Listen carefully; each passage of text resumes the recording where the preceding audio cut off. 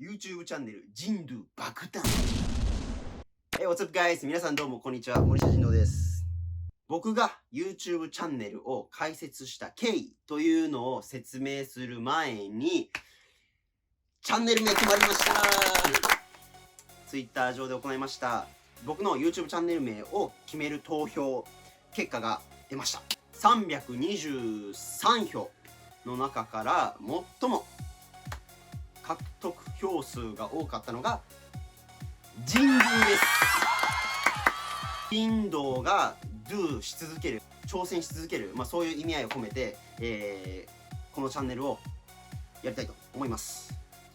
で、もう本当に多くの方にもう初日から、登録者200名を超える登録者で、かつ PV も1000人以上、1000回以上ご覧になっていただいて、本当に皆様、拡散、それから登録、いいね、ありがとうございました。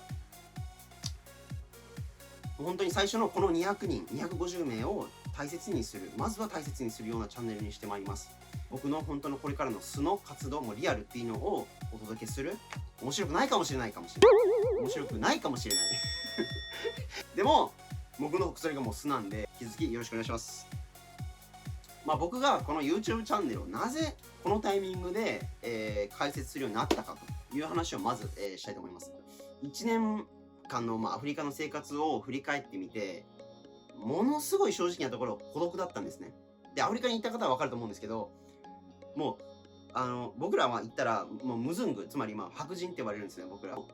白人、つまりお金を持ってる人みたいな話し方をされたり、あとアジア人、中国人に似てるんで、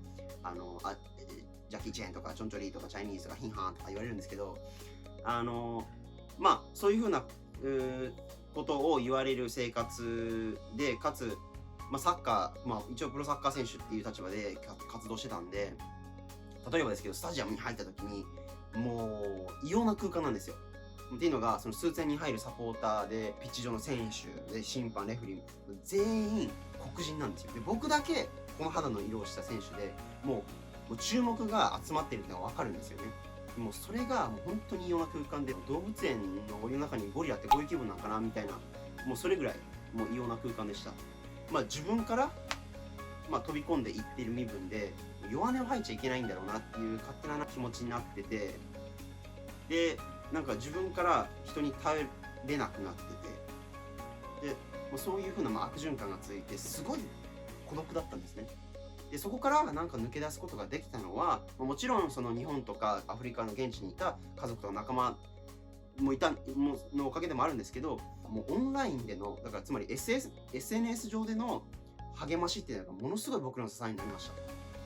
もう Twitter 経由で DM とか、あとリプライしてくださった皆様、本当に何気ない一言だったかもしれないんですけど、応援してますとか、刺激受けてます、頑張ってくださいっていうその一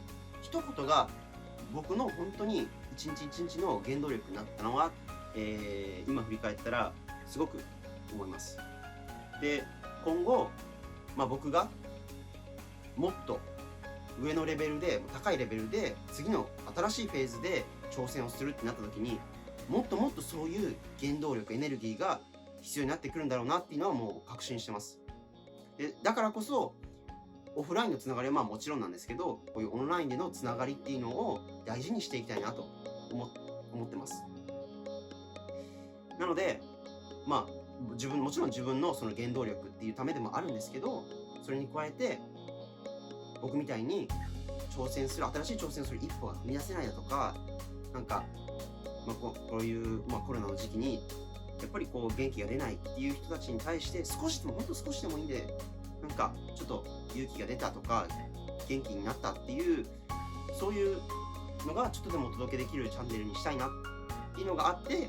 このタイミングで YouTube を開設することになりました。外出もできないですし、アフリカにも当然行けないんで、限られた空間とね、環境の中でできることっていうのをトークベースになってくると思うんですけど、発信していきたいと思いますので、皆さん気になること、聞いてみたいことがあれば、どしどしコメント欄の方に、よろしくお願いします。See you guys again!